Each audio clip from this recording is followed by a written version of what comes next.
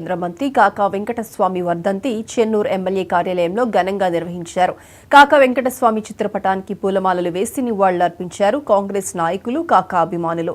కాకా వెంకటస్వామి బడుగు బలహీన వర్గాలకు చేసిన సేవలను కొనియాడారు. బడుగు బలహీన వర్గాలకు అనేక సేవా కార్యక్రమాలు చేసిన ఘనత కాకా వెంకటస్వామికే దక్కుతుందని చెప్పారు నాయకులు. కార్మికులకు పెన్షన్ స్కీమ్ను ప్రవేశపెట్టిన ఘనత ఒక్క కాకా వెంకటస్వామికే దక్కుతుందన్నారు.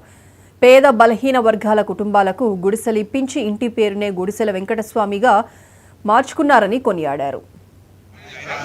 మధ్యలో లేనందుకు చాలా బాధపడుతున్నాం. అదే యావత్ భారతదేశంలో పేరుగాంచిన వ్యక్తి కాకా వెంకటస్వామి గారు.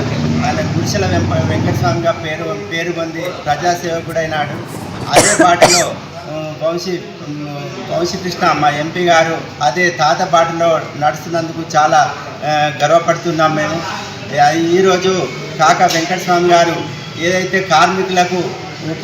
కార్మికులకు పెన్షన్ పథకం నిర్ణయించి చాలా భారతదేశంలో గొప్ప పేరు కాంచిన వ్యక్తి కాకా వెంకటస్వామి గారు.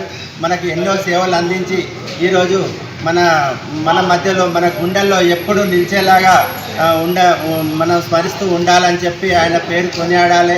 అదే బాటలో కాకా కుటుంబం కూడా ప్రజాసేవకులై మన డాక్టర్ వివేక్ వెంకటస్వామి గారు కానీ, వంశీకృష్ణ గారు కానీ, వాళ్ళ కొడుకు వినోద్ గారు కానీ అందరు కలిసి మన సేవకులను చేసి మనకి ఇచ్చినందుకు చాలా సంతోషపడుతున్నాం. జై కాకా. ఆయన మన జనం మధ్యలో లేని హన్మకొండ జిల్లా కమలాపూర్ మండలం పర్యటన